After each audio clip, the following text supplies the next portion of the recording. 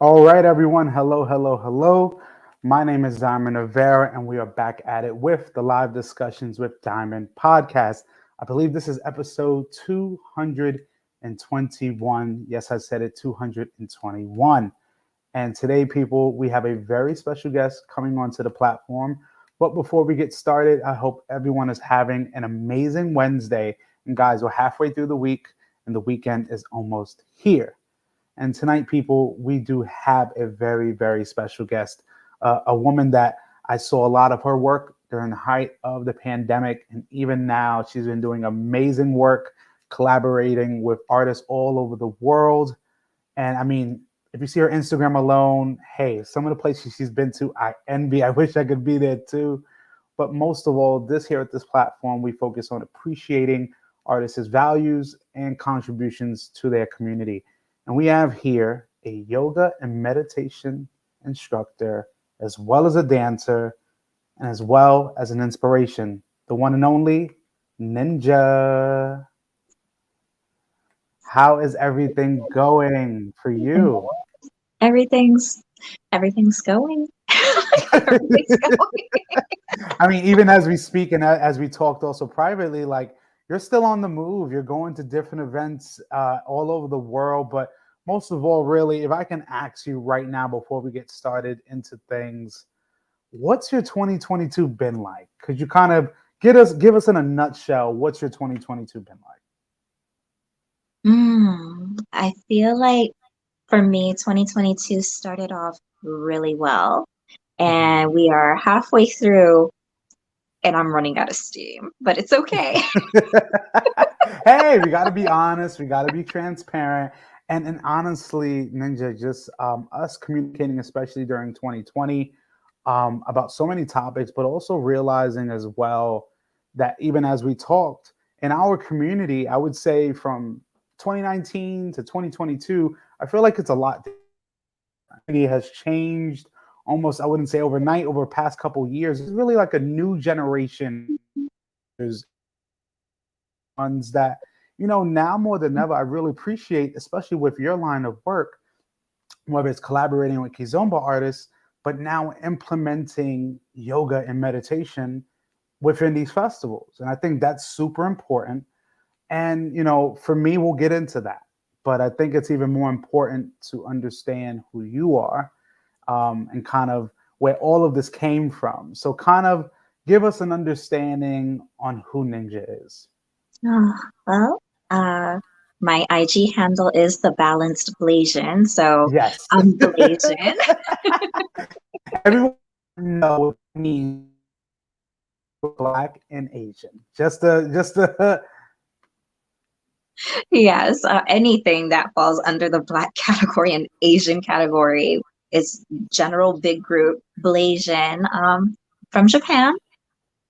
mm, I So mean, yeah, no, no, no. It's interesting that you say that, especially many people like us on the state side. When we see Japan, it just seems so far away. But it just seems, for me, I would say, I feel like when I see Japan, there's two different sides. There's the more modern side and the more traditional side. So for you, kind of help us understand what was life like for you in Japan. uh, for me, it's not the most positive time to Hmm. remember growing up over there, mainly because I felt very bullied at the end of the day Hmm. by a lot of people being who I am. Not that I was able to help anything about that, how I Yeah. appear, like whether that's my skin color or my hair Hmm. texture or Yeah. my physique. Even though I speak and I spoke back then Japanese, it's my first language. Hmm. My mannerisms, very Japanese. Um, I just wasn't included, and I think that that really kind of took a toll on me growing up. And it's something that I carry with me still. And I think that's one of the reasons why I ended up focusing on yoga and meditation. But Yes. back to growing up in Japan, I do understand also that it wasn't always bad. And It was also part of like just my mindset at the time and not being, I guess, strong enough at the time to just kind of understand other people Hmm. and myself in my own home culture Yeah. because it is a homogenous society. Like over 90% of the population is Japanese, and again, I'm mixed with black, so I'm gonna stand out. I'm Hmm. not Asiate. I'm not mixed with white. Yeah. No, and it's the interesting part because I've heard that as we talked as well. I have a friend that actually migrated from China here, also being Black and Asian, and he's also told me that similar experience. But even on this, it's crazy enough that those same stories also happen on stateside. With so much diversity, there still is so much separation at Mhm. some times. But Mhm. also, even as you talked as well, me going through similar situations as a child, being biracial, explaining to your teachers on tests when they ask you your nationality Mhm. and you're Mhm. filling in more than one, and it's like for them it's confusing, but for me I understand. But really, then also as we talked, I think it was college that actually helped that transition from Japan to the stateside or Hawaii, as you told me. So, kind of help me understand then what was that transition like, making that ultimate move from Japan to Hawaii. Um, finding finding myself in Hawaii, again, being on an island with, Americans, but Hmm.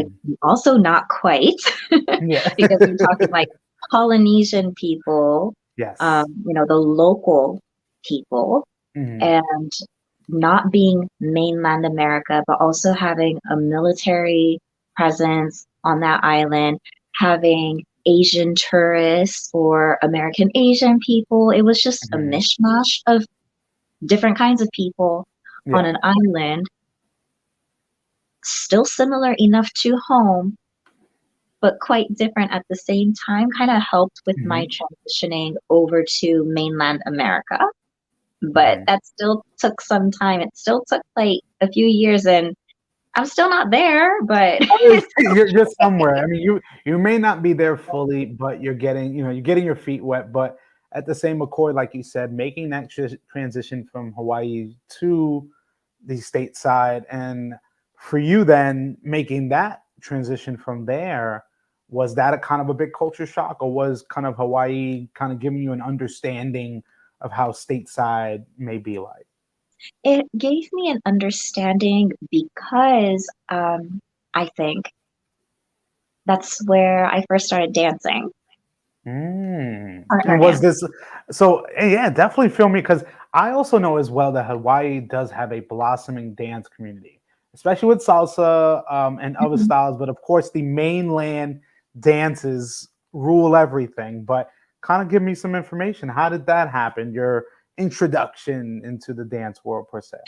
Oh, so in college in Hawaii, I went to University of Hawaii, Hmm. and I decided to take an elective called Social Latin Ballroom. Hmm. And as one of the requirements to pass the class, we had to go to the club, but I wasn't old enough to go to the club. Okay. So uh, the teacher found an exception for me, and this is where I first started partner dancing. I found a milonga, which is Mm. Argentine tango party. Yeah. Yeah. So that was the very beginning of my partner dancing, Argentine tango, finding myself in a group that felt very safe again and Hmm. welcoming to me, even though I looked nothing like anyone there. There, they were so much older. Like the youngest Oh person wow. was maybe 10 years older than me. And I was like 17 at the time. So the next person was like 27, 28. And then it jumped up to 30 something. And then like everyone else was like 50, 60 plus. Oh wow. So yeah, you definitely were the young chicken in that group. Wow. So I mean, but it's interesting you say that because even myself growing up in the salsa world in New York, I was mainly around a lot of, don't get me wrong, I was around some of my peers that were my age, but the community I was a part of was much older. Do you feel like Mhm. within that community, did you kind of mature a lot quicker? Did you feel that sense of, I kind of have to not act like a college kid, that stereotype? Did you feel like you kind of had to be a little more aware of how you presented yourself in general? I don't think so, just because, again, growing up where I grew up in Japan, it's not like I really fit in with my peer group or Gotcha. people. So I was always kind of like the oddball, and I ended up hanging out with people that necessarily didn't physically look like me, or like Hmm. even the range of whatever. Again, age, it didn't really matter for me. Yeah. Um, so yeah, not so much, I guess. No. That's not a problem at all. So for you, then, of course, moving then to the States, and as I got to understand you through the urban kids world, but also you kind of informing me as well as the education of that clear cut difference between kids and kizomba. And for me, I would definitely say the world of kizomba, I love it. I've met some amazing people there. That scene is thriving globally, from the viral videos you see or the classes people teach. For you moving stateside, what was, besides the Argentinian tango in Hawaii, what was it in the States or kind of the dance community that you gravitated towards when you got here? Um, as soon as I was old enough to enter the club, I ended up going to a place called Zanzibar, Hmm. and it was a Latin club. So there was salsa, bachata, cha-cha, and the demographics of the people, of course, changed. And I fell very much in love with Latin music. And when I moved over to mainland, I decided I'm going to go to LA, because when I was in Hawaii, I ended up going to the LA Salsa Congress a few times and performing over there. Oh, wow. Wait, so you performed with a company from Hawaii? Hmm. Wow, which company was that? Aloha Rumberos. Wow. I see, look, finding out new things. I mean, I myself being at the LA Salsa Fest or Salsa Congress at one point. I mean, hey, I definitely remember those days. Yeah, that's really interesting. What were those moments like, actually performing at Salsa Fests and doing those type of events? I really enjoyed preparing to perform and performing. Like, that was just so much fun for me. Um, yeah, I think I may have, no, I didn't enjoy it like more than, but it was Yeah. huge for me. Like, just meeting people from all over the place, and again, not having to speak the same language, and Hmm. not having to look like anybody your age. Again, didn't matter. Like, it was just a place for anyone who loved dancing to, come together. No, absolutely. And like, were people like, "Oh my God, you're from Hawaii. What is it like over there?" Did you get those kind of questions, like going to LA? Did people, when they met you, ever ask you questions like that? Sometimes, but I Hmm. feel like over in LA, there were enough opportunities for people to go to Hawaii. It's not that far. I mean, you're definitely right about that. A ticket from New York to Hawaii is a lot different from LA to Hawaii. So, Yeah. but that's awesome that you've actually had that experience of performing at venues like that. So then, of course, through, you said, I'm assuming you said through salsa, correct? Hmm. So through salsa, was it, because I've heard this from many dancers that I've had conversations with, is that it actually starts out with salsa and then it goes into bachata, and then it goes into kizomba or zouk. Was that the kind of road you went through as well? Was yours a little bit different than that? I mean, I would say that's pretty much it, except that for me, it started with Argentine tango. Yes, carried it into the big Latin situation, and I, Yes. I was I was clueless at the time. I couldn't tell the difference between salsa and cha-cha and bachata and merengue. Like, it was all the I know. same. Oh It my was God. all the same. Listen, I totally understand. I mean, there's this dance community has evolved on so many levels over the past 10, 20 years. When I remember when bachata was an afterthought, when Hmm. bachata was the song you used to go to the restroom and freshen up and come back until the music came back. But even realizing now as well, don't get me wrong, things like Brazilian zouk, art forms like kizomba have been flourishing, but there was a time, especially on the state side, where it wasn't as popular. But for Yeah. you then, and you said you went through that kind of that road, that salsa, bachata, kizomba, zouk, and for you finding those other styles, was it kind of you went to an event, saw some people dancing, or like how did those other styles get introduced to you? At least in Hawaii, like I was able to see, and once I was able to start distinguishing certain things, I'd be like, oh, I really like bachata, and I wish that there were more bachata. So I was one of the people I think that um, tended to see a trend forming before it was forming. Hmm. So I was already way in love with bachata before like LA was a bachata capital. I watched LA Oh, transition from a salsa capital to a bachata capital, thank and you, I knew it thank was going to you. happen.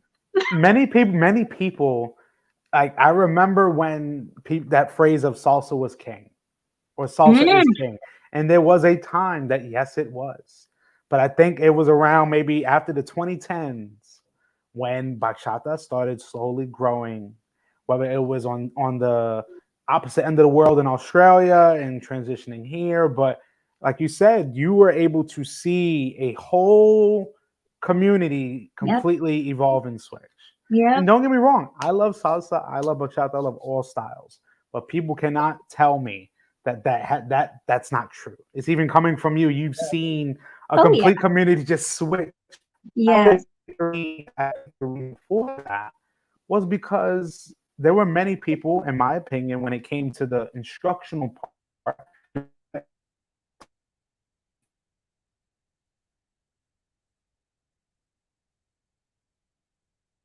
a little bit different.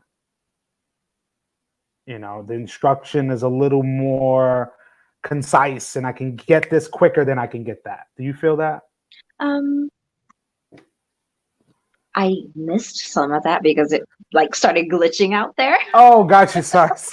No, basically, what I was saying was many people have told me since learning both styles, they feel Hmm. like bachata is much easier. Oh yeah, yeah. I've heard that.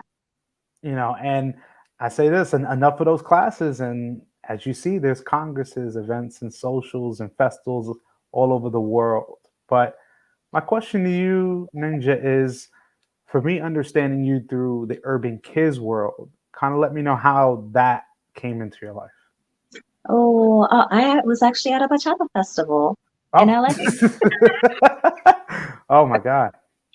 Yeah, I was at a bachata festival in LA, and they had I think maybe at that time it was a kizook room. Mm. And for And people who do not know that, that means a Kizomba and Zouk room because they did not want to separate the rooms and add another room. yeah, and so I walked into this room, and like I noticed the music, and I saw a bunch of people just standing around the perimeter of the dance floor, maybe only like three couples dancing something that looked Mhm. like tango to me, but I knew it wasn't tango. Like the music wasn't the same, and it's like it was something a little bit different. And again, the demographics were different.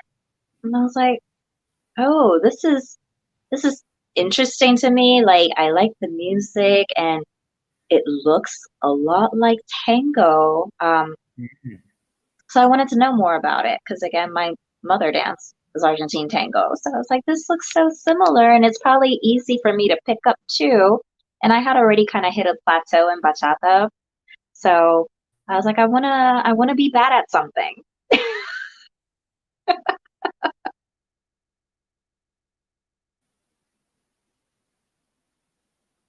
Are you able to hear me clearly? I am now. Oh, got you. I know. Hey, this is technology. This is how some things are. So my thing is, how long did it take for you, or when was that moment that you actually transitioned from learning it to actually teaching it, assisting and working with other instructors and doing that way? Um, Assisting actually started quite immediately. I think it was because I had that Argentine tango background, and also Hmm. other dance backgrounds, generally speaking, because I've been partner dancing since I was 17. So um, I have quite a bit of information in my body about how to follow. Yeah. So I started to assist guest instructors over from like Europe and Hmm. also like within the States as well. Um, and that was a very fortunate thing for me because I mean, I was able to get pretty much hands-on training from an instructor while I was just assisting in a class and whatnot.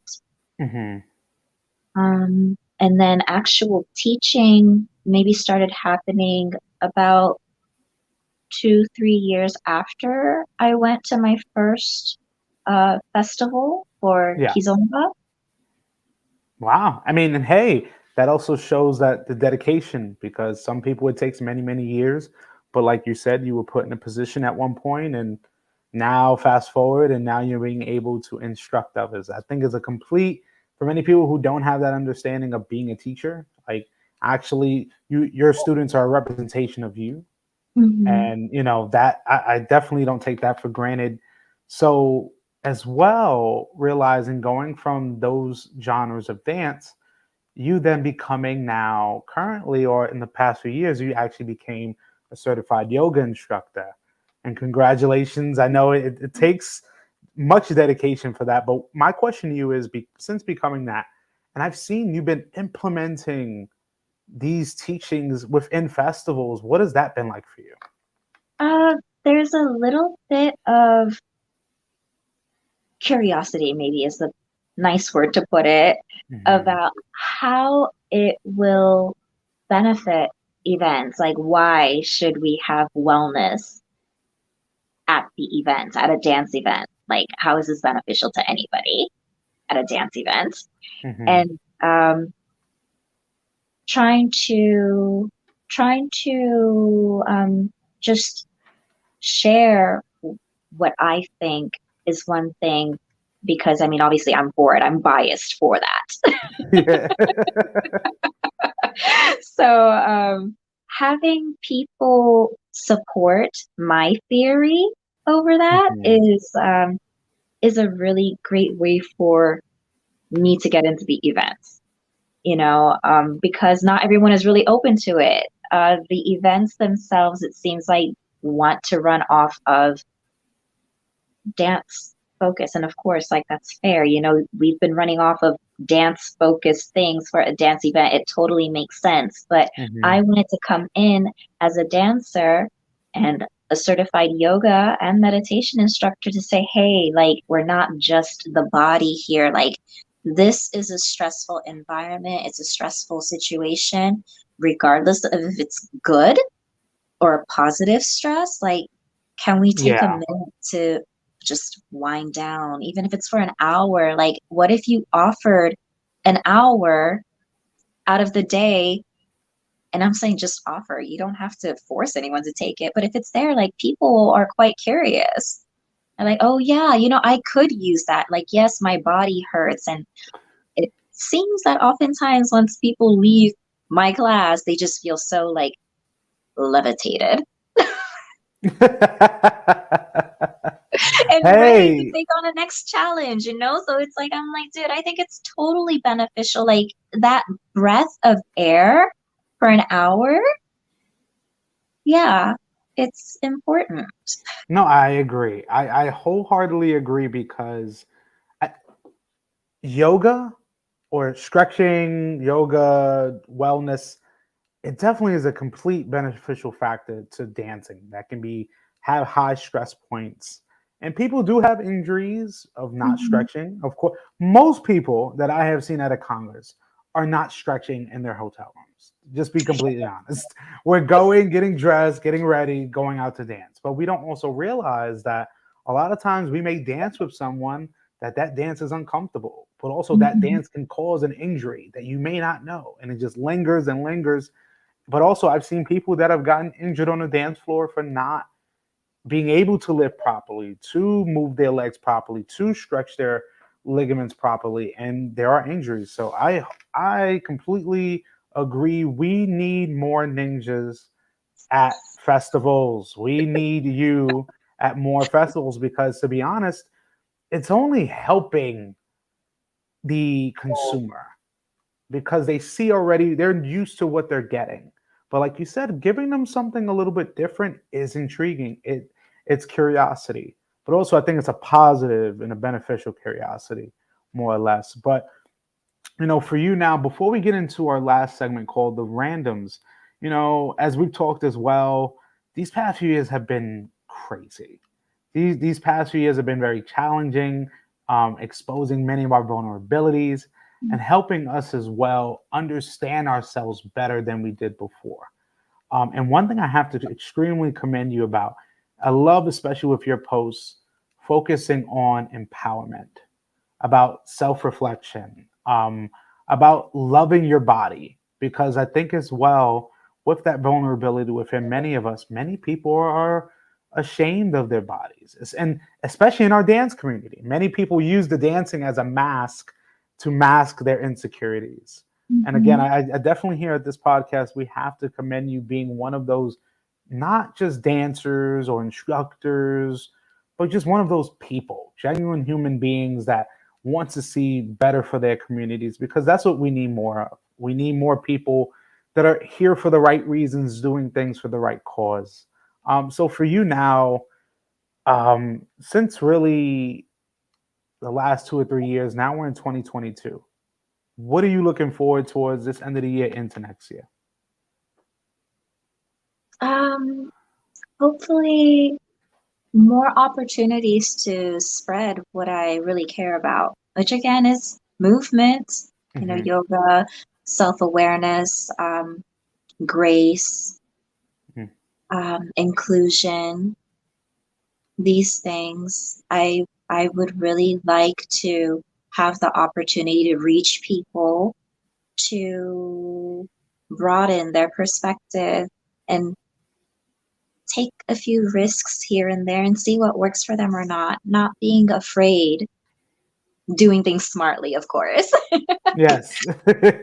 You wouldn't want to encourage anyone to do anything, bad. So, but again, I appreciate it. For me, I feel like the one word I can use to describe you is just genuine. You're genuinely you. And hey, again, we need more people like that. But I think right now it helps us transition to our last segment called the randoms, which is about 5 to 10 questions I may have here that may deal with life, dance, and everything in between. So, Ninja, all I need to know is when you are ready. Let me turn the light on because it's getting dark. Yes, not a problem.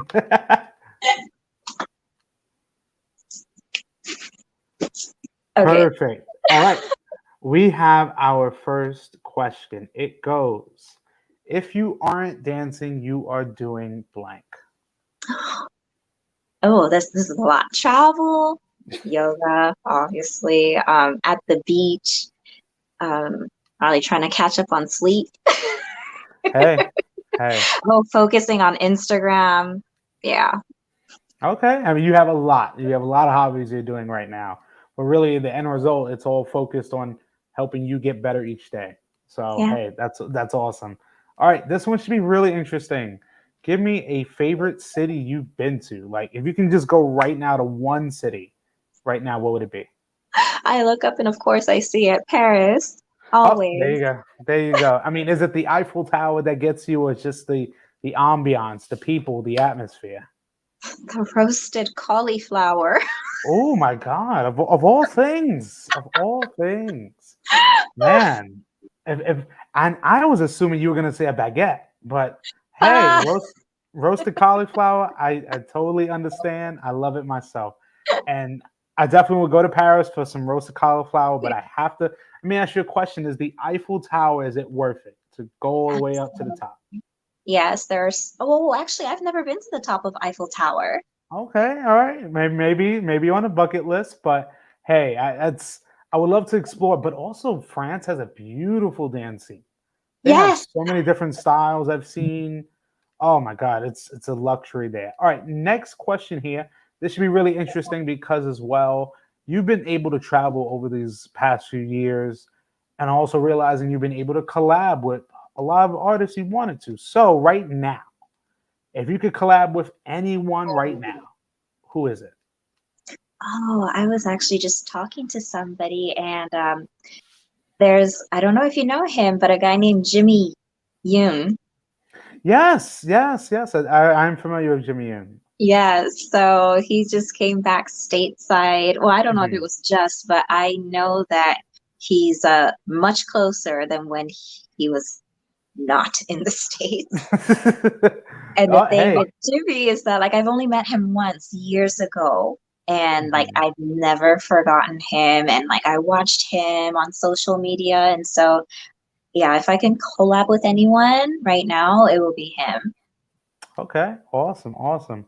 All right, this next one, I call it a spicy question. It's a question for us dancers that, we have the answer, but we may be very nervous to say. So it goes like this. Ninja, you are at a event right now, social dancing. Give me your pet peeve on the dance floor. Uh, I don't think I can say this. If it's hygiene, I'll take it for you. No, it's Okay. not. Like my mind just went like it's a super pet peeve, maybe. And hey, if it's a super pet peeve, I think you need to say it. If you don't want to say it, completely understand. Well, okay, let's say it in the matter of I like my dance to have personal space and not just physically, but like with the intention. Yes, I totally understand where you're going because again, it's interesting enough is that a lot of our dance forms, the focus is the connection, but then we have to understand the balance between. Totally understand that. All right, next one, our second to last question. Give me your favorite dish from Hawaii. Okay. Hey, can't go wrong with that. No spam musubi, no loco moco. No, okay. Hey, there you go. Sushi. What is your favorite sushi? Tuna. Okay. I get people telling me spider rolls, California rolls. Hey, I love it. Hey, trust me, there's so much sushi variations all over, especially in New York. I've seen crazy, crazy things. But Oh. I love that answer. Keep it simplistic. And now it brings us to our last question. And this question I feel helps kind of tie our whole conversation in whole. This would be interesting. So, can you describe yourself in one word?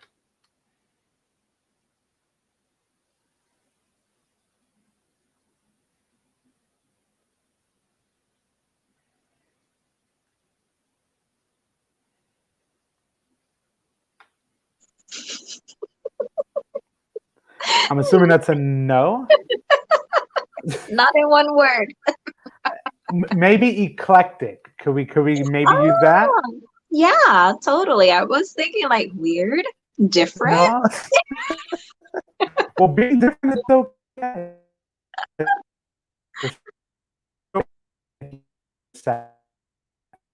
To the conclusion of talk today. Um,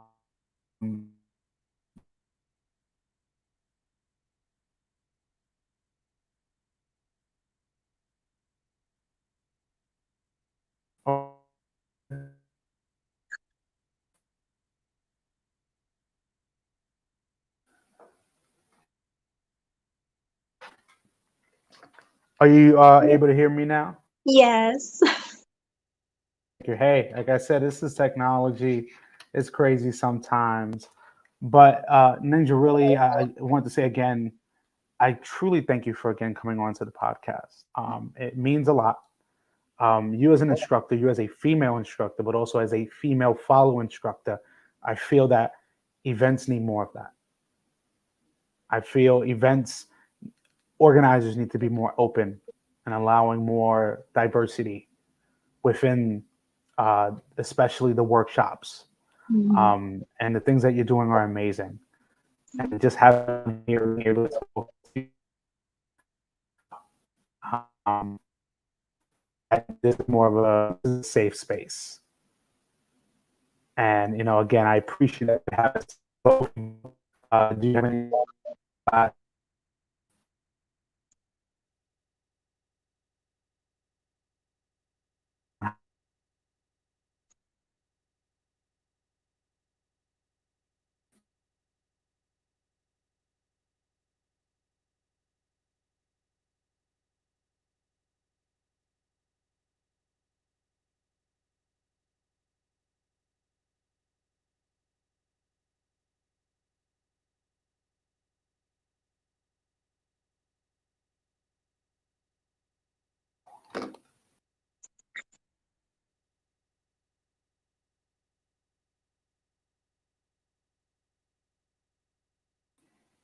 Hey, right. I think we're back.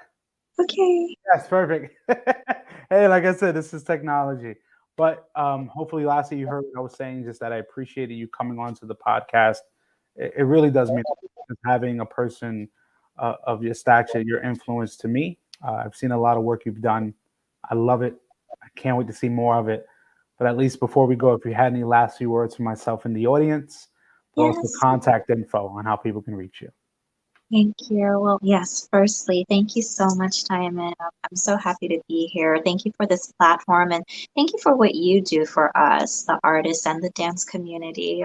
I've also watched your work and I love it because it's just so positive and it focuses right back to, I mean, it's just a very circular thing at the end of the day. And I really appreciate what you do.